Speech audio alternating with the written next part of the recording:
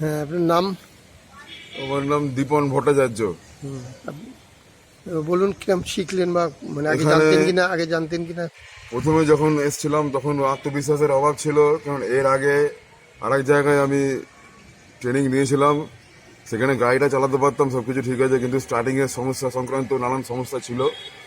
এখানে আসার পর থেকে সেই ভীতিটা কিছুটা কাটে এবং এনাদের অত্যন্ত সহনশীলতার সঙ্গে এবং ধৈর্যশীলতার সঙ্গে যে ওনারা যে শিক্ষাটা দিয়েছেন, তাতে করে যে আমার অনেকটা ভয় ভীতি এবং অনেকটা কেটে গেছে। এবং স্টার্টিংয়ের যে সমস্যা ছিল, ক্লাচ এবং অ্যাক্সিলারেটরের যে কম্বিনেশন, সেই সংক্রান্ত যে সমস্যাটা, সেই সমস্যাটা অনেকটা অনেকাংশে কাটিয়ে উঠতে পেরেছি আমি বলে আমি মনে করি।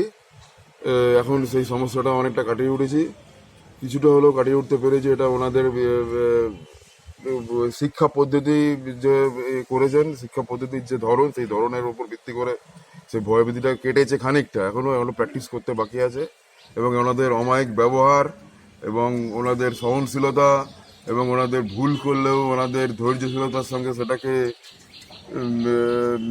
ধৈর্য না হারিয়ে, মেজাজ না হারিয়ে, সেটাকে সহানুভূতির সঙ্গে বিবেচনা করে ভুলটাকে শুধরে দিয়ে কি করে আরো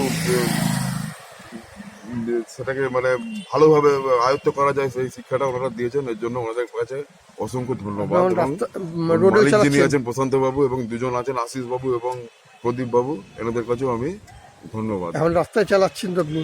হ্যাঁ, এখন তো রোডেও চালাচ্ছেন আপনি? হ্যাঁ, আমি রোডেও চালিয়েছি, রোডেও পিছনে বসে ভালোভাবে ওনারা ট্রেনিং দিয়েছেন, খুব ভালো। এখানে ভর্তি হলে আশা করি অনেকাংশে নিজেদের উন্নতি করতে পারবেন।